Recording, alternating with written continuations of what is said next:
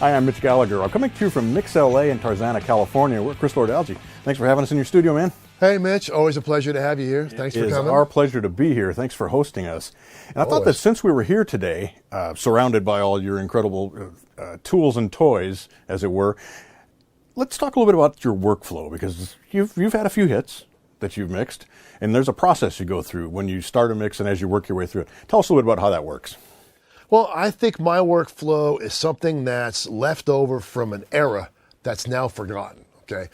I think the workflow that the modern mixer is into and the new engineers are missing out on the workflow I have. I have an instrument in front of me that gives me the workflow. It gives me the ability to use 10 fingers, not one, okay? Yeah, I have this here to play with plugins, but what makes the workflow work is a few simple things.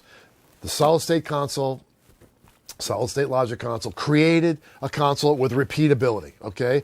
So I'm able to take a snapshot, and everything on this console is photographed and stored in here that looks like an 8-bit video game.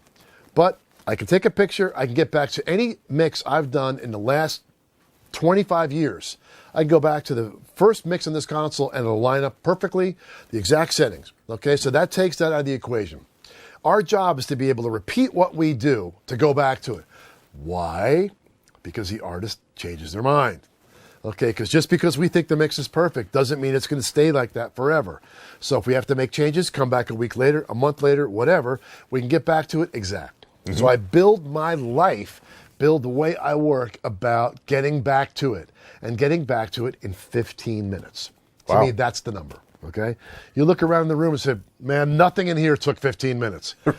But the way it's set up is all my colors behind me, all my tools behind me are set on their setting, okay? They're set in a sweet spot, okay? Any delays or reverbs I use, those are the only things that we have to change or adjust. I have so many that rather than change them, I just use a different one, okay? So with a workflow, if you constrict yourself to making this be the ultimate summing device, which that's words people understand, I have 44 channels. I have 44 faders of summing. Okay, so I build my sessions, which I have to look at a big screen because, you know, I am older than time, so I need big screen to look at. Right. And thanks for Howard Benson. He made me put a big screen in front of me because people weren't seeing it. They were seeing Grammys up there, and that was intimidating them. But my point is you're looking at the song, right, but you're using this tool to create it. So you make your workflow, which is vertical, match it horizontally. So top to bottom here goes left to right. Okay. I always park the same things in the same spots. Doesn't make every song sound the same. But what it means is when I go to reach, I can be like Stevie Wonder and it doesn't matter. I know that this is this and that's going to be that. So you take those things out of the equation and that's the workflow. So you actually build your session vertically to work horizontally. So the vocal is always in 17.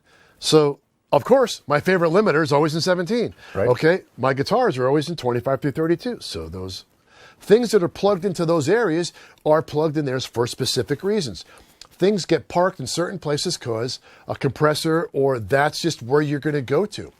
Like I never have the bass. The bass is always at these two faders, okay? The background vocals are always in front of me. The piano is always here. So as a guitar player, okay, you know that when you go to play, the chords are always in the same positions. Right. When you're mixing and creating music, why would you want to change that? So then you can use this as a creative device. Now, look, kids now, people now, they don't have this tool, but they need to not forget that this was our technology and we were able to use this giant workstation, okay, in conjunction with audio tape or whatever we were using, digital or analog, to get the process right, to get the mixing part done, to get the engineering, the producing done. But with SSL, which is made the most It's the most intelligent console made for one purpose and one purpose only, to make records and make music. And every single song you hear on the radio, most of them had mixed through an SSL. Your whole life of listening to music, go way back, the biggest hits came off of this. Why? Because this is the machine that did it.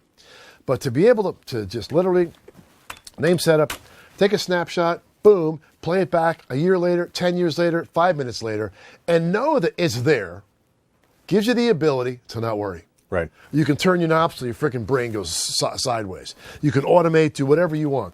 And with all the VCA automation, it's super simple.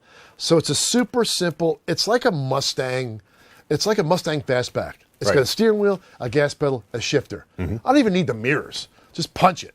And that's it. You don't need all this extra stuff.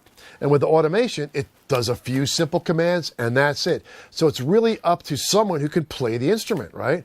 And I think this is something so lost in technology. Okay, look, we're in a world where Pro Tools and the other DAWs are all kind of scratching to make it all work. And I get it. It works and it's cheap and inexpensive. But it's not really made our playing of the musical instrument any better. This is an instrument transferring audio through your ears, through your brain, through your feelings, and having it come out as a mix that makes the artist happy. That's our job. So we need tools that can do that. Sometimes I find the technology with Pro Tools and all the options take you beyond the simplicity and make it complicated. Mm-hmm. I just want to hit a button, automate. I feel this. I want to do this. I want to make it feel like this. I want to play. I want to play music. Okay, I don't want to build the amps. I don't want to build the guitar. I just want to pick it up and go. So what's going to make that happen? So that's what makes my workflow work. And right. I know it's pretty long-winded, but I'm trying to have this passion towards you, showing that let's not get past the fact that this is an instrument not unlike the guitar you play, mm-hmm. not unlike the drums, or not unlike the singer's vocals. You know, it's an instrument, and if we look at that as our part in this business is a musician, not a technician, then we're making music that has passion. Right, right. So if I can just summarize, mm-hmm. 2 elements here. First of all, using the console for what the console is great at, but you're using the outboard almost as preset devices. So you have all of this gear, but you don't change those settings. When you pull up your lead vocal on channel 17, it's always the same limiter, and you know what setting is going to be there. It's just part of your workflow, part of your signal path. So you've eliminated all the option anxiety of what compressor should I choose? How should I set it? Option anxiety. I like that. I think the whole world has option anxiety. I think when you're pulling that window down and looking for a plugin, it's option anxiety. Mm-hmm. I go nuts. It's like, can you get rid of the ones I'm never going to use? Right. Right. It's simple because look at it. The devices that I use have one sweet spot. They're level dependent, right? So if you have 400 compressors, if you have compressors, it's all level dependent. So if you think it's compressing too much, then less level from Pro Tools to your console. If you're not getting enough spank, as we call it, so hit it harder. So it's all about how much level you get it. People don't understand that that's how these things work. It's all level dependent. Right. You could have every plugin, like all my outboards, set exactly the same way, and I do. They're all presets. And then it's all level dependent. If I want to compress more, clip gain it up higher. So I'm sure people do that, but I think that's answers your question. Right, right.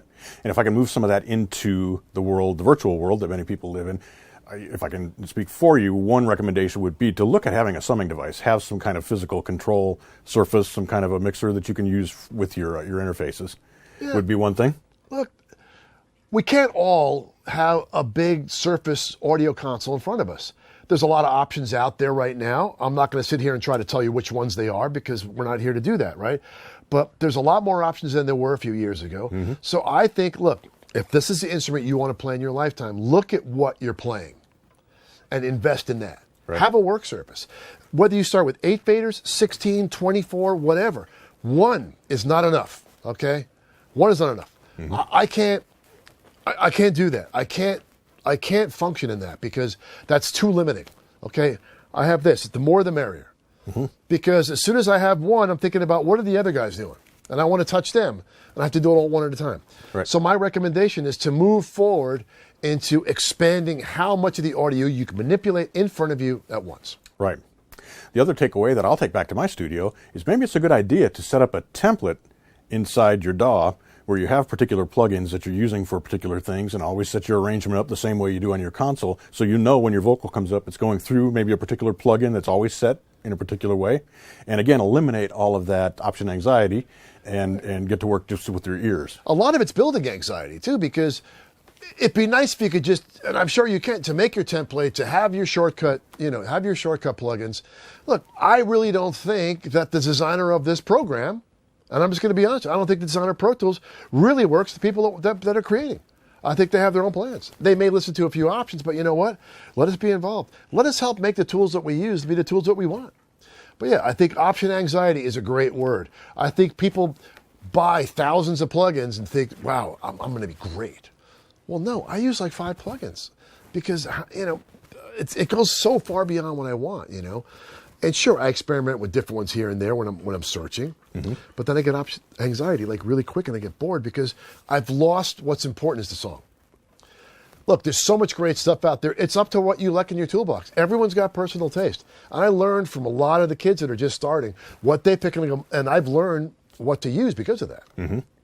But I think if you build your world on repeatability and simplicity, you can focus on being creative and paint the picture than worrying about, I got to make the frame, I got to get the right paper. You know, you're worrying so much about what you create on that you're not creating. So take the tools, take the paint, do all that, but you're so worried about where it's ending up, you're not worrying about what you're actually creating. Right. There you go. Workflow to support creativity. Exactly. I love it. Awesome. Pleasure. Thanks, man. You got it, man. Great to see you. Same here. Hopefully we'll see you soon. We will. All right. And thank you for joining me here at sWCClA in Tarzana, California with Chris Lord-Alge, getting you some great mixing tips there. And I'm Mitch Gallagher from Sweetwater.